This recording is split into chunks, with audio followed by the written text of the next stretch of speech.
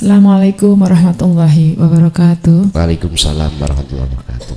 Pangapunten, ini bicara soal ikhlas nggih Gus. Ini biasa yang dilakukan oleh ibu-ibu. Kalau misalkan ibu-ibu itu puasa terus niatnya itu untuk anaknya biar sukses, anaknya biar pinter atau bagaimana itu ikhlas mboten Gus? Mboten nggih. Iya. Terus ngapunten yang kedua ini di luar tema boleh Gus? Yang kedua apa? Di luar tema. Di luar tema. Di luar tema ini begini, apakah orang yang meninggal itu bisa mendoakan kita gitu?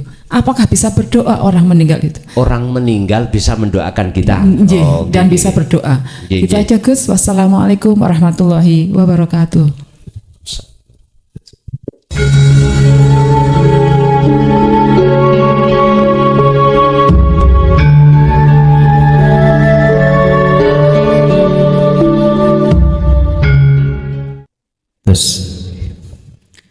Assalamualaikum warahmatullahi wabarakatuh. Matur nuwun Yai, kalau disukani kesempatan untuk bertanya. Pertanyaan kami, nama saya adalah Surya saking Candi Sidoarjo. Pertanyaannya adalah terkait dengan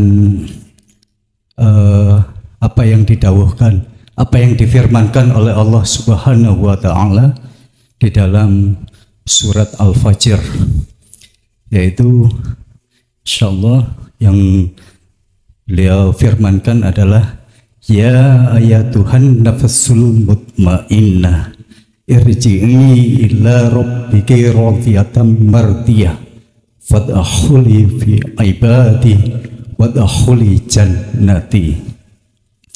Lah pertanyaannya adalah apakah yang dimasukkan ke dalam surga itu adalah nafsul mutmainnah saja, terus yang apakah ruh itu tidak membutuhkan surga? Begitu Yai. Ngapunten, wassalamualaikum warahmatullahi wabarakatuh. Waalaikumsalam warahmatullahi wabarakatuh. Perlu diketahui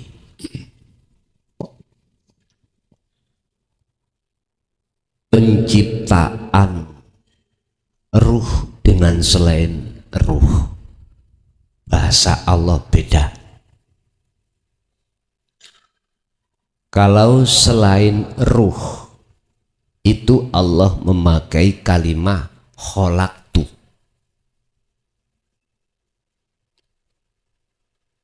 Wallahu khalaqakum wa ma ta'malun. Kalau khusus ruh itu memakai nafahtu. Apa? Meniupkan, kutiupkan. Apa bedanya? Ini kalau kita membuka tafsir muhakamah nggak dipersoalkan, sama. Tapi kalau kita membuka tafsir mutasabbiha ada perbedaan yang harus kita pikir.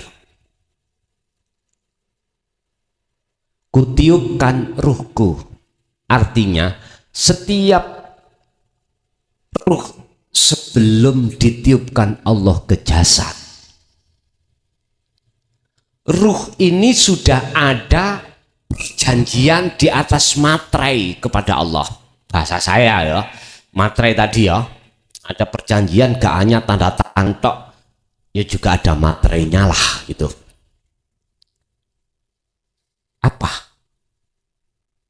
Al-A'raf ayat 172. Janji kita ruh pada Allah apa?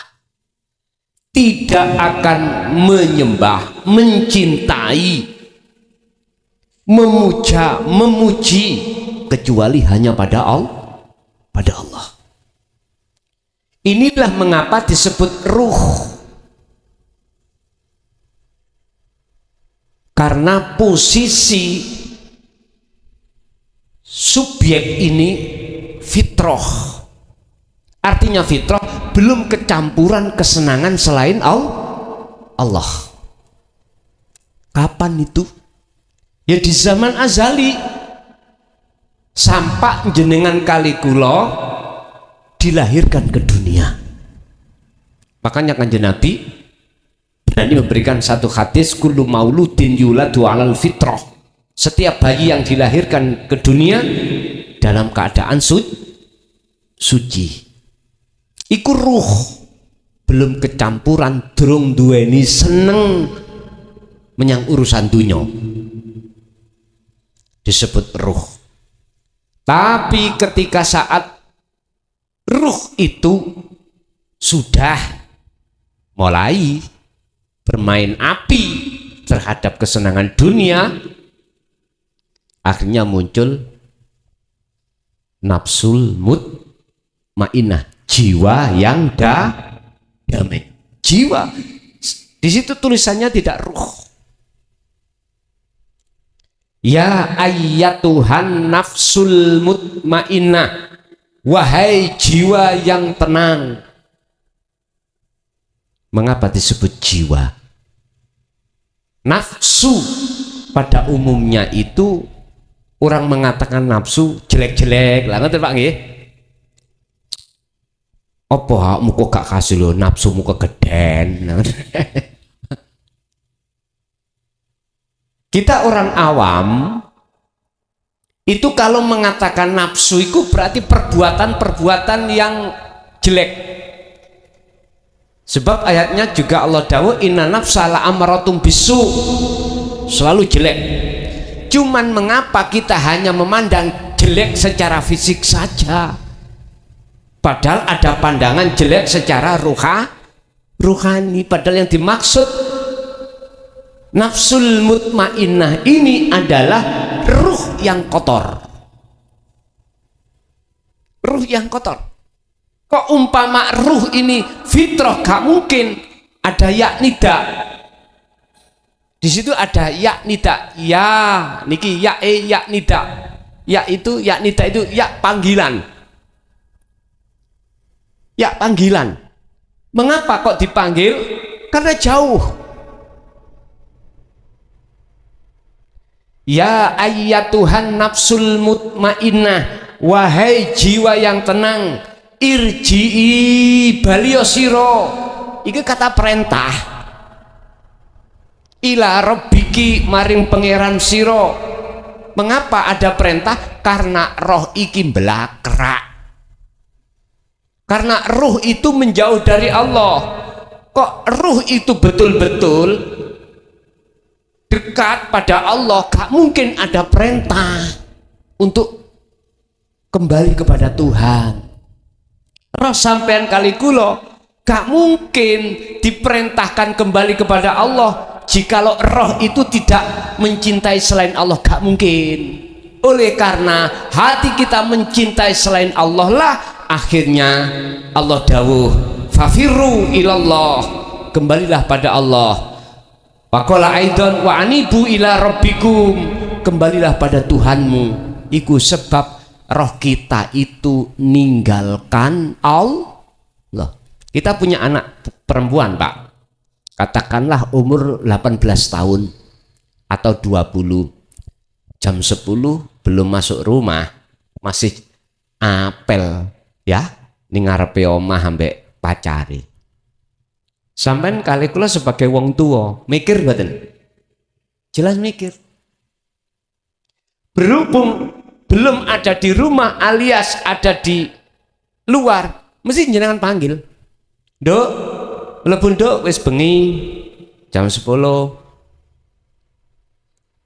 Olehnya perintah untuk masuk sebab anak kita masih di luar. Mungkinkah anak sudah di dalam? Jenengan ngomong, nduk mlebu nduk. Aja anak jawab, mungkin? Mboten mungkin. Pak, asalnya kita suci, roh ini berhubung tawon kalah ambek nafsu, akhirnya kita mencintai selain Allah. Kita tinggalkan Allah. Padahal Allah tidak pernah meninggalkan kita. Kitalah yang sering tinggalkan Allah. Kalau Allah tinggalkan kita, Pak, mohon maaf, nggak mungkin jenengan bisa sampai ke sini. Buktinya, coba, umpama Allah keluar dari diri jenengan hidup, jenengan bisa tah untuk ke sini? Nggak bisa. Dan itu sering kita lupakan. Nah, inilah akhirnya ada perintah irji'i, kembalilah wahai nafsul mutmainnah ila rabbiki, maring pangeran ira. Anda akan bisa, mohon maaf, dikatakan kembali dan dimasukkan Allah fadkhuli fi ibadi, golongan hamba yang wadkhuli jannati, dirahmat, dengan catatan wajib rodiyata mardiyah. Rodiyata ini status jenengan apa? Wajib ridho ikhlas tinggalkan apa yang tadinya jenengan cintai selain Allah itu. Harus. Sebab Allah itu gak gelem jenengan duakan. Wala yusrik bi ibadati rabbi ahada. Allah gak gelem, Pak, jenengan perserikatkan sekutokno gak gelem, gak mau. Sehingga wajib jenengan iki dengan ikhlas ridho meninggalkan apa hati yang tadinya kita cintai. Caranya kembali kepada dzikir tadi, bersuci diri tadi loh, itu caranya. Sederhana. Mboten awangel kudu ya apa kudu mboten. Kudu hafal Quran sik mboten. Kudu iso maca kitab sik ora. Kudu paham hadis sik ora. Syariate kudu tebel sik ora. Dibujuki kamu. Niku makalah sing gak kanggo jenengan, sebab jenengan sakniki wis ambu lemah. Makalah sing syariate kudu dikuati sik iku anak-anak kita yang masih tarbiyah, ibtidak, sanawi, aliyah, kudu mondok. Kira-kira jenengan dibalekno nang kono maneh mungkin tah? Boten. Jenengan kali kula niki wala tansa nasibaka minad dunya, apa yang dibagikan Allah urusan dunia wis ayo dinikmati saonoke kuwi. Satu sisi jenengan bagaimana caranya dengan mudah bisa membersihkan diri dan bisa mendekat dan bertemu Allah. Urusan ilmu-ilmu yang syariat tadi yang harus kita kuati iku anak kita. Kadang-kadang yang hadir iku wis putu lho, Pak. Wonten sing putu nggih. Wis mutu, lha ngoten nggih. Zaman untuk memperbaiki syariat itu zaman anak-anak kita yang masih ditarbiyah ibtidak, sanawi, aliyah. Makanya kita punya anak, kita didik tentang agama secara syar'i. Ondokno sana, entah di mana, pondok salaf silakan. Biar beliau mengerti tentang ilmu fikih, ilmu hadis, ilmu Quran, ilmu balaghah, ilmu mantek, ilmu bayan dan seterusnya. Tapi jangan lupa didiklah juga dengan ilmu tauhid. Jika seperti kita kadung wisan. Makanya makalah untuk menebalkan syariat iki miturut kula lho nggih, kanggo jenengan kali kula sing wis ambu lemah gak kanggo. Wis ana ae. Sing penting tauhid iki dikuati pun. Nek tauhid wis kuat, maka sing penting berikutnya adalah nguwati laku, praktek wau lho. Jenengan tadi wis ilmune tak tanggungi, praktek tok ae. Wis, lha penak toh? Enak pun praktek wae. Selikur dina, selikur wengi lho, Pak. Di situ juga ada jaminan nek gak cocok di antem ya balok lho. Lha enak toh? Monggo. Jadi itu rodiyatan nek sudah jenengan laksanakan, mardiyah, Allah akan ridho membersihkan hati sampean ridho menjemput panjenengan dimasukkan golongan hamba yang Allah rahmati. Apakah itu hanya jiwa yang damai atau nafsul mutmainah aja? Jawabannya, yang masuk nanti di situ bukan nama nafsu, tapi ruh. Namanya ruh. Sebab yang ada di dalam itu harus suci. Harus suci. Sementara nama suci fitrah itu jatuh pada ruh, bukan selain ruh. Dalam diri kita ada istilah nafsu, Pak, ya. Nafsu itu apa sih artinya? Diri. Cuman diri kemana? Diri ingsun, diri hamba, apa diri ingsun Allah? Kalau diri ingsun hamba, munculnya lawamah, amarah, mutmainah, dan seterusnya. Kalau munculnya diri ingsun Allah, nggak ada yang lain. Jawaban ini Quran surat surat yang ke-14, surat Toha, ya. Surat keberapa itu? Surat Toha itu ayat 14, 20, surat ke-20 ayat 14. Innani anallah la ilaha illa ana fa'budni wa aqimis shalah li dzikri. Ingsun, semuanya ingsun, tapi ingsunnya ingsun Allah. Setelah kefanaan ingsun selain Allah, pekaten. Jadi leres. Jadi yang mendapatkan rahmat hanyalah ruh. Maksudnya ruh, dikatakan ruh karena fitrah. Qala aidan inna rahmatullah qaribun alal muhsinin. Muhsin itu apa? Muhsin itu iman yang sudah ihsan. Bukan iman aja, iman yang sudah ihsan.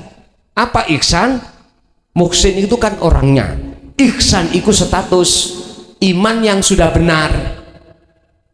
Nyun sewu, Pak niki napa? HP nggih wujude niki iman sing bener. Iman sing bener seperti ini. Iman yang tidak bisa ditipu. Sampai bisa mengatakan HP karena sampai makrifat kepada HP. Wujudnya HP sampai tahu. Niki ihsan.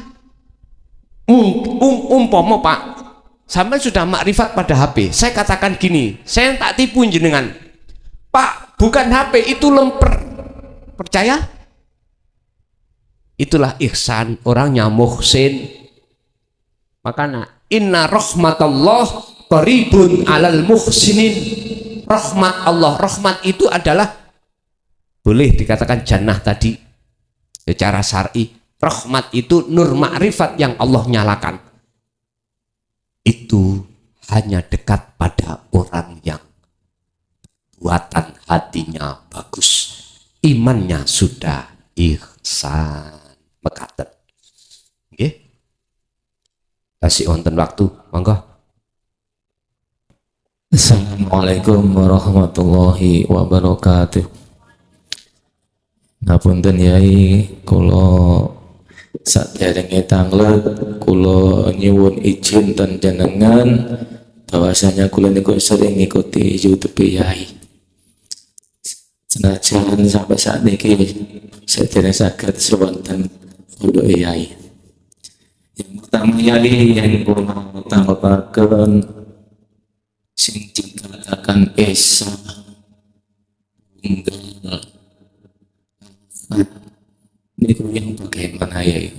Nopo sing tiyang saged ngijali ego niku, nopo tiyang sing sampun suatu sesaat menghadirkan, selalu bisa menghadirkan Allah, atau gimana? Yang pertama. Yang kedua ini yang kita tahu bahkan enten tiang Ini ku ngomong kalau apa itu niku wonten setiap kadang-kadang enten pitakonan enten jawaban sing kula tanglet-tanglet jawaban niku iki diyakini kebenarannya nopo perlu maliyai ini wonten mawon yai. Akhirun, assalamualaikum warahmatullahi wabarakatuh. Waalaikumsalam warahmatullahi wabarakatuh. Yang disebut ahad, tunggal, esa, Allah sampun menjelaskan di dalam surat Ikhlas, Qul huwallahu ahad. Katakan Muhammad, utawi Allah iku ahadun tunggal. Apakah tunggal itu orang-orang yang sudah meniadakan keakuan diri dan muncul akunya Allah? Betul. Atau orang-orang yang hatinya sudah bersih dari segala penyakitnya hati? Orang-orang yang hatinya selalu sadar kalau semuanya itu ingsunnya Allah. Betul. Lah, untuk mencapai hati di zona itu, inilah Pak, berkorban kita dengan seluruh perkara-perkara selain Allah yang sudah masuk di dalam hati. Kita korbankan. Bahkan hal ini pernah sejarah tercatat di dalam Al-Quran. Nabiullah Ibrahim ketika hatinya kecantol Qurratul A'yun putra Nabi Ismail, langsung Allah menyuruh menyembelih,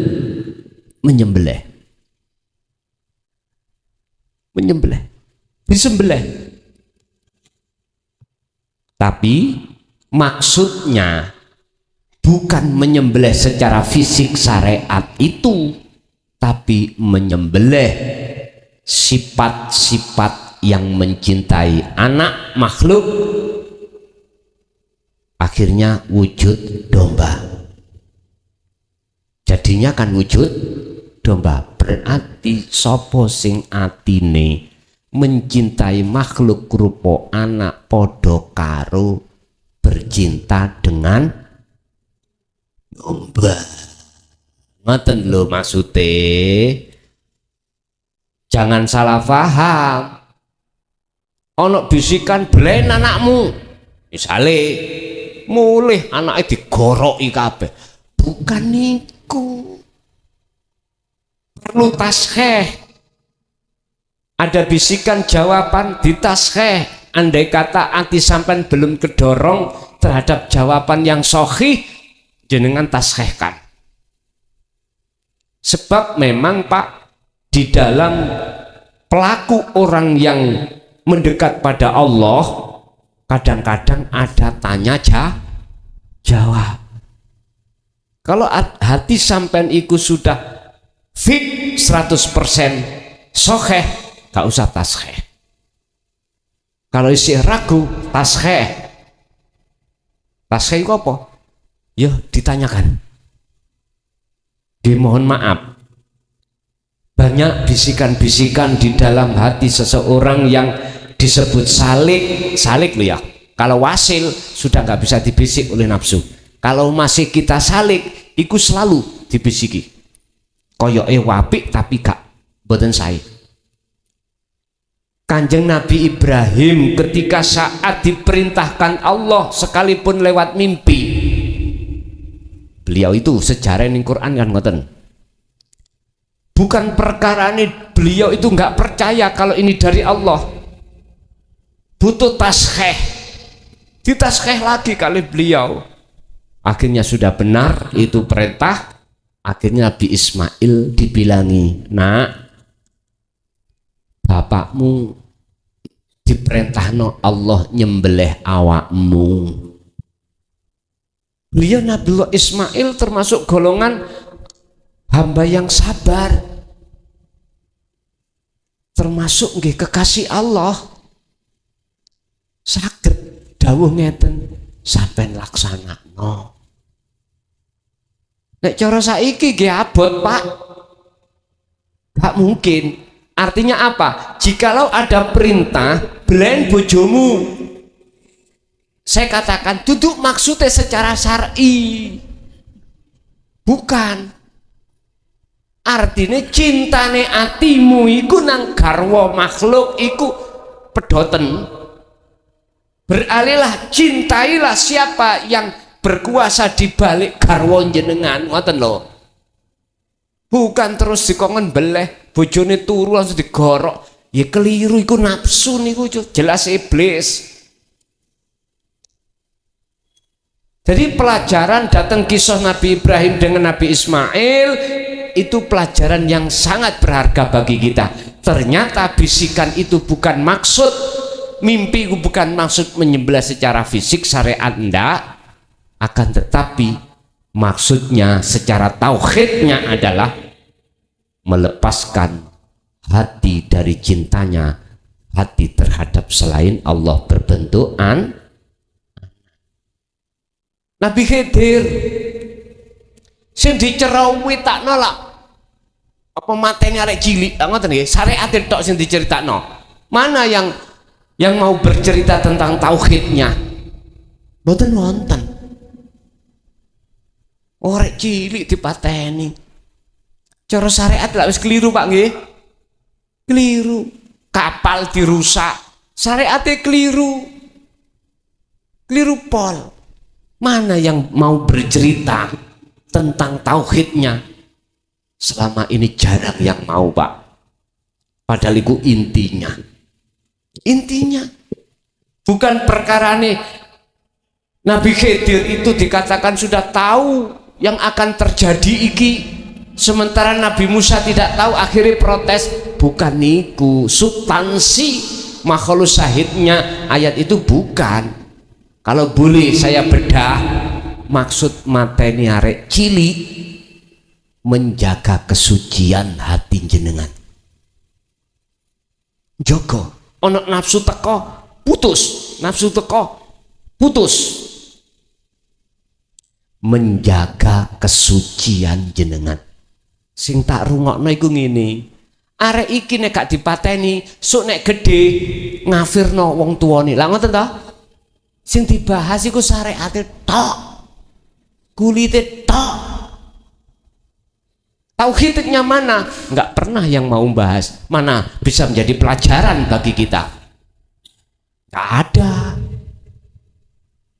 Iku sesungguhnya pertahankanlah kesucian panjenengan. Padahal kita, mohon maaf ya, ketika akil balik, wis atiku seneng nang wedok. Sing lanang memeti golek wong sing wedok memeti golek pacar lah. Biasa wis, sampak wani ngomong nang wong tua mbujuki, "Pak, Bu, niki les." Napa? Belajar kelompok. Padahal semayan nang alun. Berani ngoten kita. Wis siapapun gak usah nyalahno anak kita. Dulu kita juga begitu kok. Loh, kalau memang terjadi seperti itu, kembali. Mengapa anak kecil harus dibunuh? Mohon maaf. Ketika kita sudah lanjur basah, terlanjur dolim, faktulu anfusakum, bunuhlah dirimu. Itu loh maksudnya, keakuanmu itu loh bunuh dengan cara berpikir wow. Maksudnya itu. Kalau maksudnya yang seperti ini kita jelaskan, maka akan menjadi pelajaran dan kita laksanakan, Pak. Sehingga kita semakin baik ke depan. Jadi bisikan apapun pada salik harus sampai klarifikasi secara tauhid, jangan secara syariat saja. Contoh. Jenengan misalnya ono pertanyaan terus ono jawaban, intine jawaban sampai dikongkon melaku ngulon. Tauhid sampai delok melaku, maksudnya melaku ngulon iki nyapa? Contoh kecil aja. Bon. Nggih, tasik wonten Ibu. Nggih. Assalamualaikum warahmatullahi wabarakatuh. Waalaikumsalam warahmatullahi wabarakatuh. Pengapunten, ini bicara soal ikhlas nggih Gus. Ini biasa yang dilakukan oleh ibu-ibu.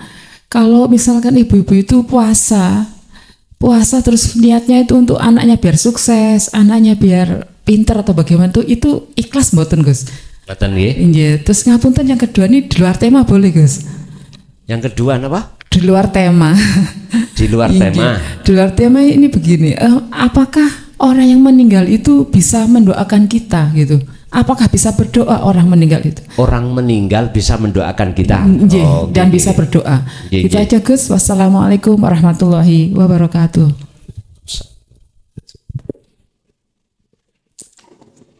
Puasa kita untuk nirakati anak supaya jadi anak yang soleh solihah. Ngoten nggih.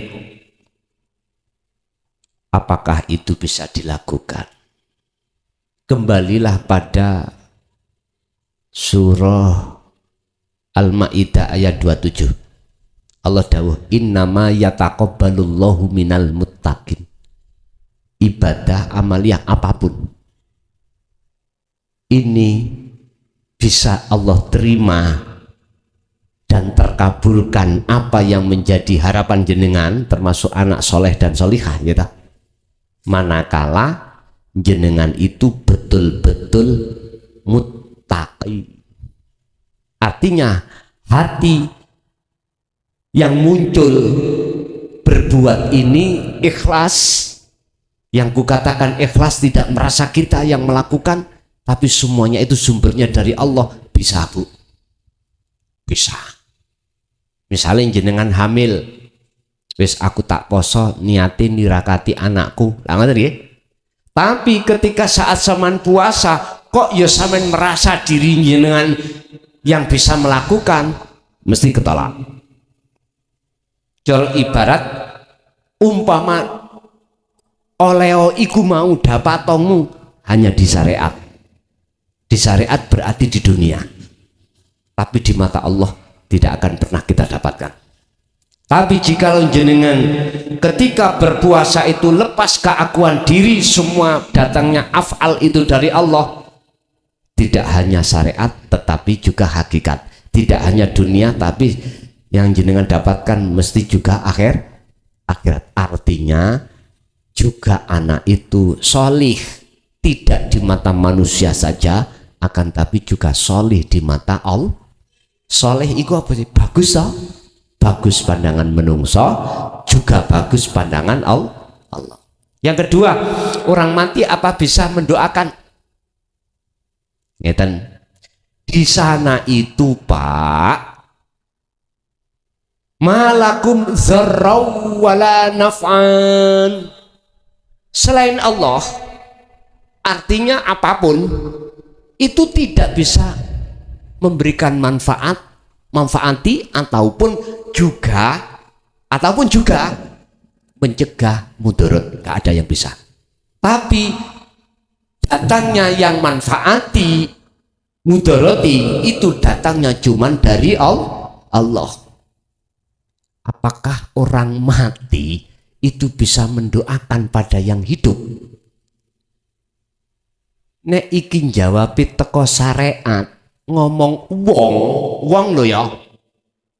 Wong berarti kan bukan Allah. Nggak akan pernah bisa.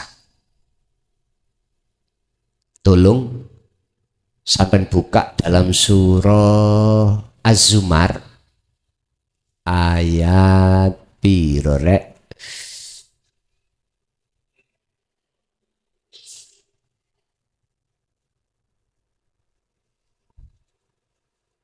Al-Qasas apa Az-Zumar itu? Yang dawuh ngeten. Kullillahi syafa'atu jami'an.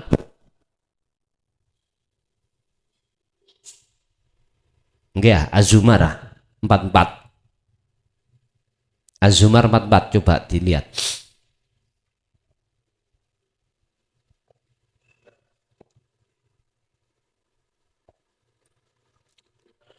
Leres, Az-Zumar.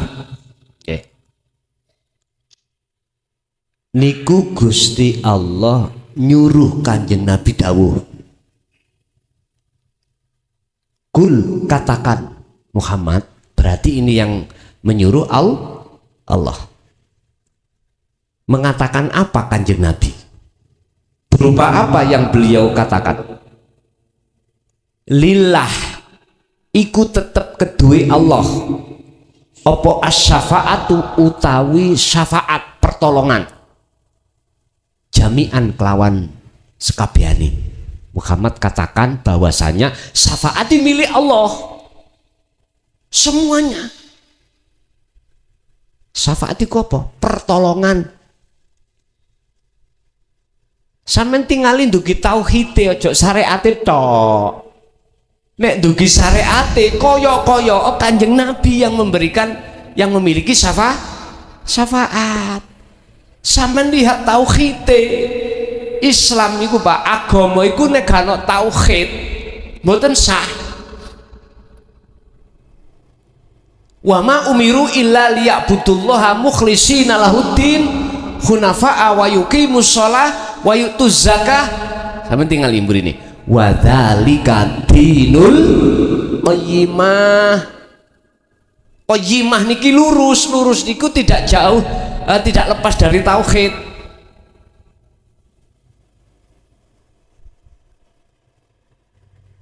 Bapak Ibu, andai kata ruh itu ketika saat di dunia sebelum mati loh ya beliau ya, kok sudah mencapai makrifat, bisa.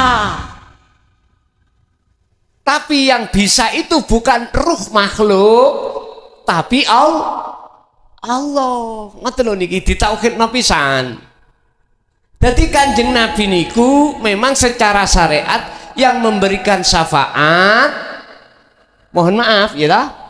Sebab dititipi Gusti Allah, ngoten lho. Lah tauhid sumbernya aslinya itu Allah.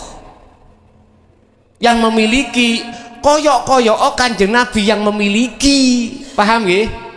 Wis gak jauh berbeda ngene, sekarang di dunia aja lah, di dunia.